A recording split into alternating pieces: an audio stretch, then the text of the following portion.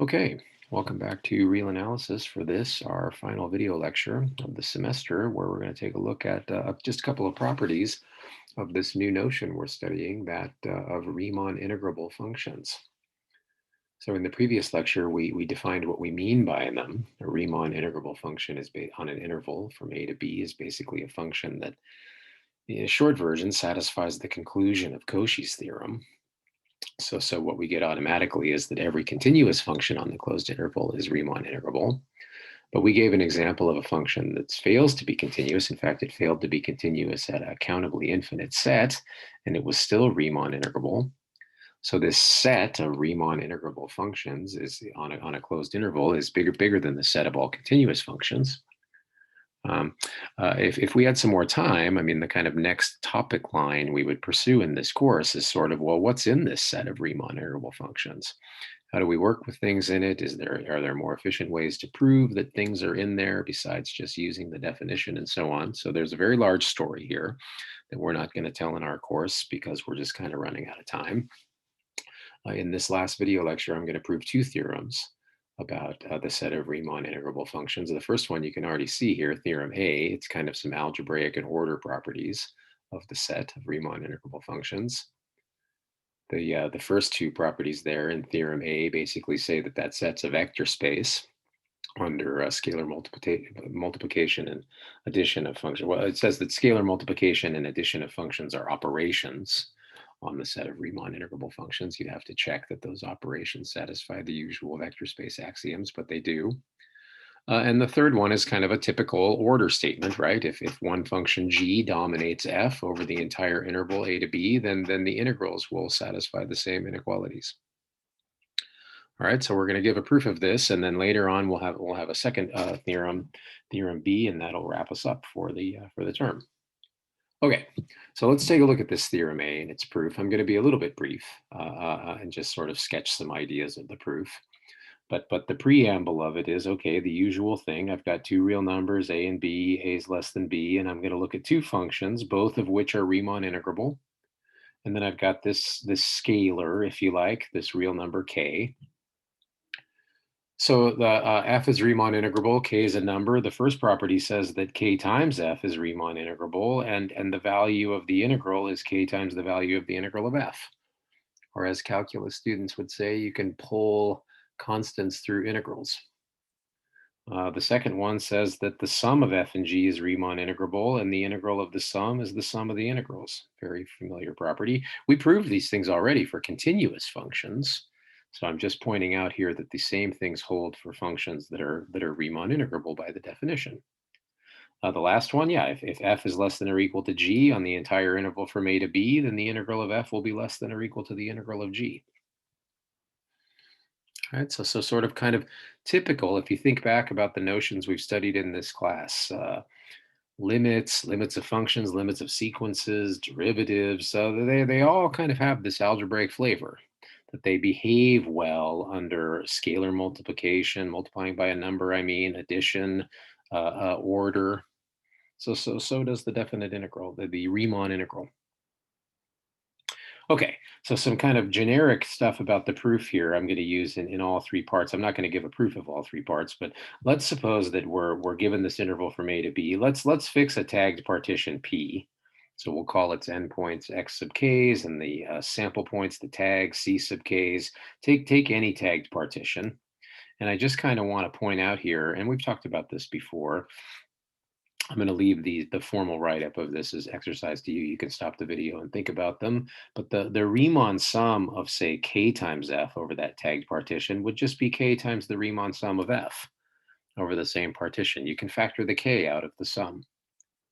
Or this one, the Riemann sum of f plus g, you could algebraically split it apart into the terms that have the Riemann sum for f and the terms that have the Riemann sum for g, and you'd be adding those things together.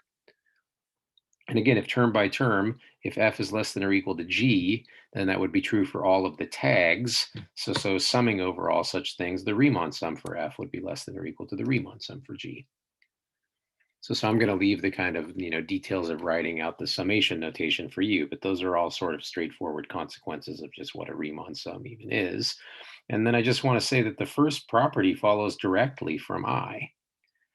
I have to zoom out if you want me to kind of point at the first property, but if I were looking at, say, the difference of the Riemann sum of kf and this number k times the integral of f, well, I could factor the k out of that, and I would have k times the absolute value of the Riemann sum for f minus the integral for f. And the integral for f, and that difference could be made less than anything I want. Say, for example, less than epsilon over the absolute value of k. If k is not zero, if k is zero, it's kind of a trivial case. So I'm going to leave the details to you, but straightforward from definition, the first property follows directly from that statement I. Let's talk a little bit more in detail about the second property, that about f plus g. So to show it, give me an epsilon, and then let's use the Riemann integrability of f and g. We'll use them each separately. So f is Riemann integrable. So I can find some delta so that the difference between the Riemann sum over any tagged partition minus that integral is, say, less than epsilon over 2, provided that the norm of the partition, the tagged partition, is less than this number delta. And I'm calling it delta 1 because, well, I'm going to have another one here in a second. So that's just from the definition of Riemann integrability. And G is also Riemann integrable. So there's another delta. Let's call it delta 2. The difference between the Riemann sum of G over this tagged partition differs from the definite integral by less than epsilon over 2, provided the norm of the partition is small enough. All right, so if you want to have it both ways, you just have to make sure that the norm of the partition you're working with is smaller than both those numbers. So let's take delta to be the minimum of them, whichever one is smaller, and then take any tagged partition of the interval whose norm is less than delta. So in particular, the norm of that thing will be less than delta 1, and it will be less than delta 2. So we get to use both of the statements above. Okay, so then if I use that second property, II, about Riemann sums, if I look at the difference of f plus g's Riemann sum and what I think the integral is, well, that difference we said, or that Riemann sum up there, we said could be split into the sum of two of them.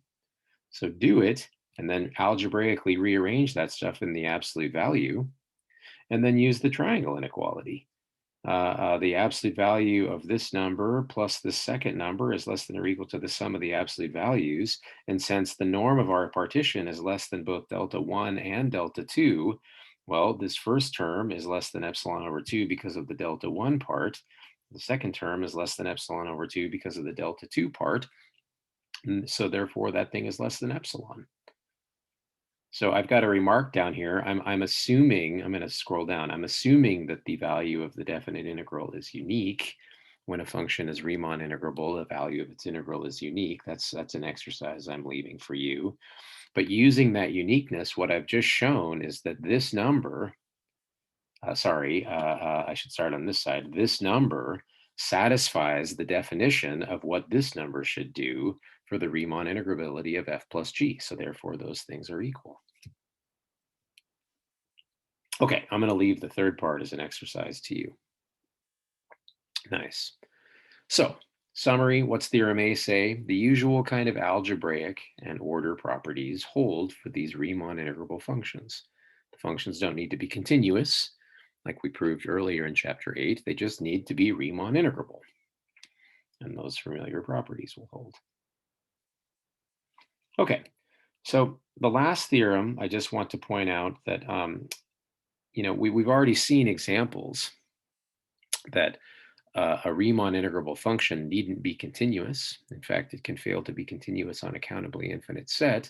But I do want to show you that there is kind of a familiar property that if you take a Riemann integrable function on a closed interval, that function has to be bounded. So it might not be continuous, but it does have to be bounded on the interval. Okay. So this is going to be our second result of the lecture and our last result of the course.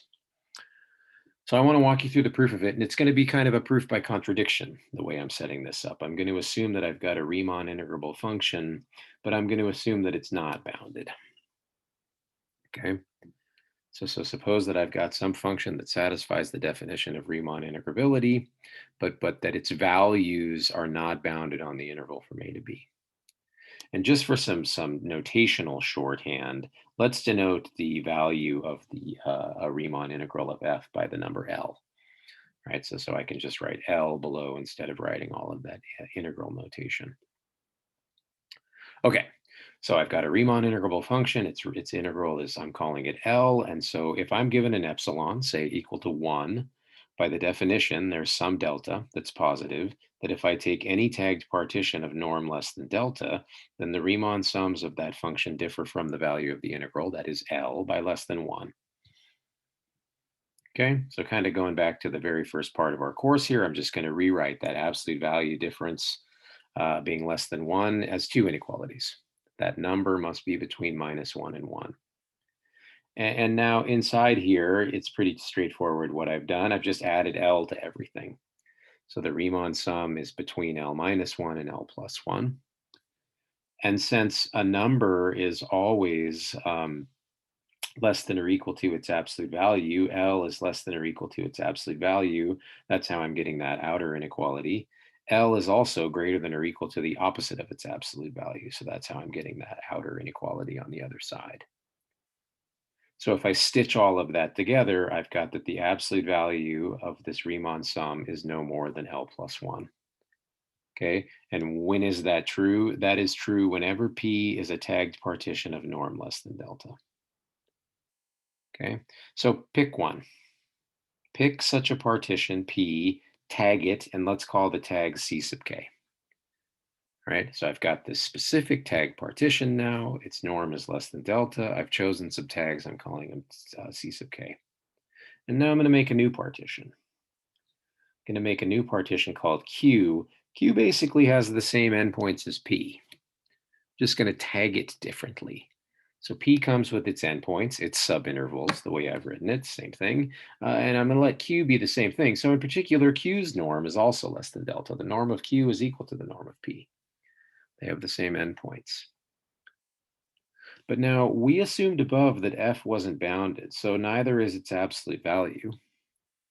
Its absolute value is not bounded. So there has to be some subinterval. There has to be some value of j between 1 and n that f isn't bounded on that jth subinterval. You can stop the video and think this through, but if f were bounded on every subinterval, well, then the maximum of those bounds would bound f over the whole interval. So there has to be at least one. Maybe there's more than one, but there has to be at least one value of j between 1 and n, where the absolute value of f isn't bounded on that jth subinterval. Okay, so now that j is going to play a special role here. Think of it as fixed. So what's its role? Absolute value of f isn't bounded on the jth subinterval, the interval from xj minus 1 to xj. Now I'm going to tag q. How am I going to tag q? I'm going to call the tags eta.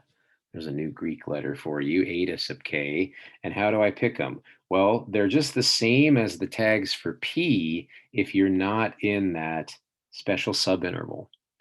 Okay, so if k is different from j is that value where the function's not bounded on that subinterval, then just let eta sub k be C sub k.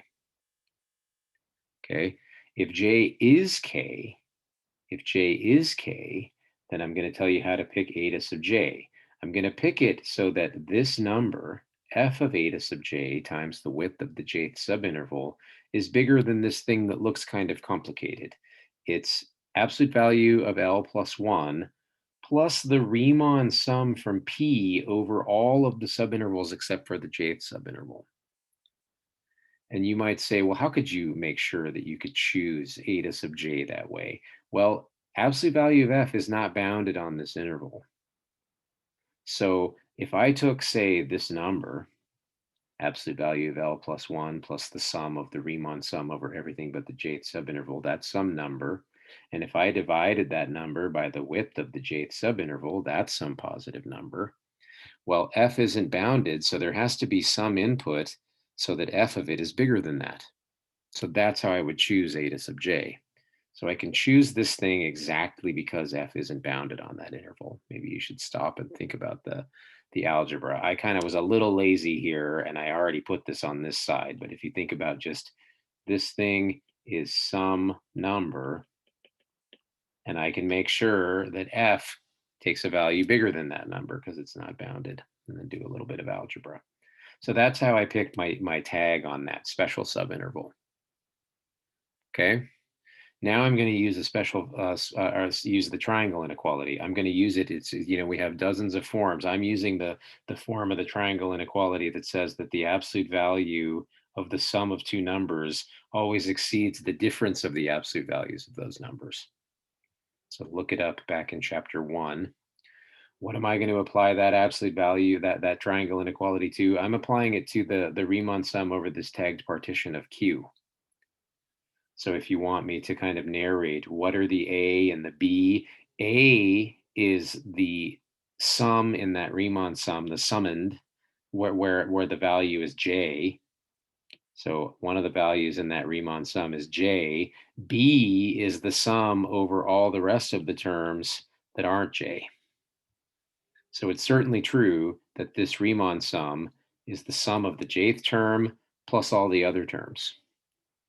So using the triangle inequality, then that Riemann sum, it looks like this A plus B, if you got the association down, it's greater than or equal to the absolute value of A, that is the jth term, minus the absolute value of B, the sum of the rest of them. The K's are different from J.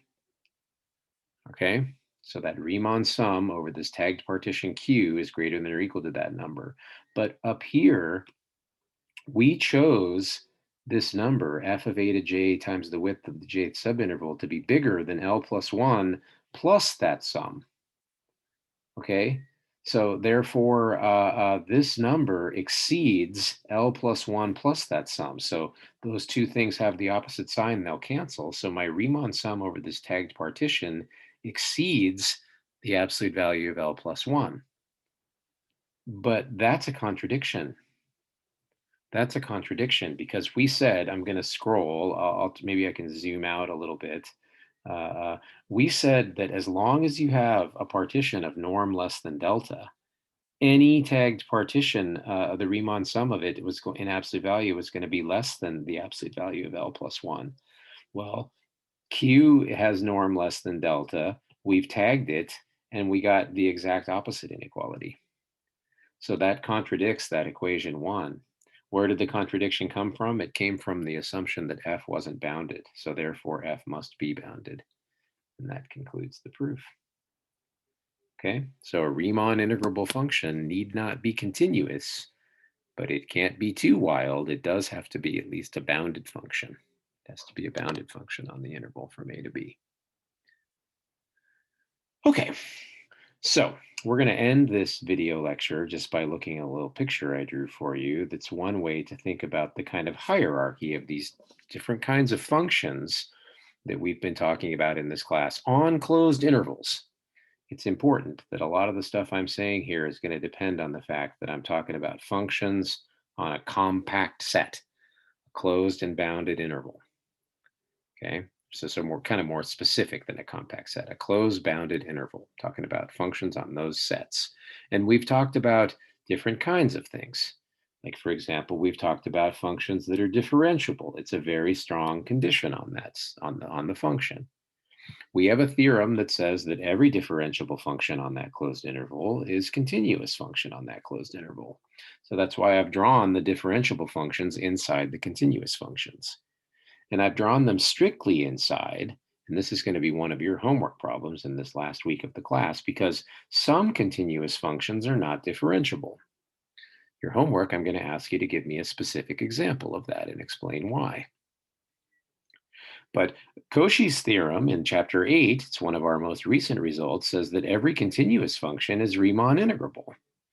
Okay, so that's why I've drawn the continuous functions inside the Riemann integrable functions. But again, there are Riemann integrable functions that are not continuous. We saw an example of such a function recently. In your homework, I'm going to ask you to unearth it from your notes and tell me about it. Okay, I just proved in this lecture that Riemann integrable functions are bounded. So I'm drawing the Riemann integrable functions inside the bounded functions. I'm going to ask you in your homework to give me an example of a bounded function that is not Riemann integrable. They're out there. Okay, And then the last one, well, I don't know, they're all functions. So I'm just drawing them all inside the giant rectangle of all functions on AB, but not all functions are bounded. So in your homework, I'm going to ask you to give me an example of a function on the interval from A to B, but it's not bounded. Cool. So this is kind of a nice way to end our course. We've been talking about these different notions: differentiability, continuity, Riemann integrability, boundedness. They're all properties that functions have. And for functions on a closed interval, they sort of fit together in this colorful Venn diagram. Okay, so thanks for listening.